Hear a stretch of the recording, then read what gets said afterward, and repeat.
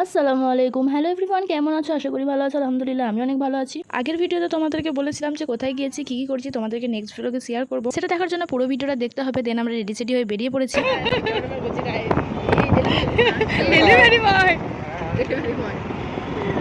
দেন আমরা চলে আসি ফুটপাথ মোমোতে। আর এখানে মোমোটা তো খুবই ভালো হয়, আমার তো খুবই ভালো লাগে। আর এখানে অনেক ধরনের মোমো পাওয়া যায়, যেমন mutton momo, fish momo, chicken momo. তোমরা চাইলেও আসতে পারো। আমার যখন মোমো খেতে ইচ্ছা করে আমি এখানেই আসি মোমো খেতে। প্রকৃতির দিন এত গরম ছিল কি বলবো, মানে পুরো ঘেমে অস্থির হয়ে যাচ্ছিলাম। ওয়েদারটা যেমন গরম ছিল তেমন মোমোটাও খুবই গরম ছিল। আমি তো বারবার ঘাম মুছতেই থাকছিলাম। আর একটা কথা, আমার ভিডিও দেখতে অনেকেই পছন্দ করে, আবার অনেকেই করে না। আর যারা পছন্দ করে তাদেরকে মন থেকে থ্যাংক ইউ। আর যারা পছন্দ করে না তো তারা কষ্ট করে হলেও আমার ভিডিওটা একটু দেখে নিও। ঘুরতে বেরিয়েছি, ফুচকা খাবো না সেটা তো হতেই পারে না। ভাই তোমাকে থ্যাংক ইউ সো মাচ, কারণ ঈদের দিন এত বড় সারপ্রাইজ দেওয়ার জন্য।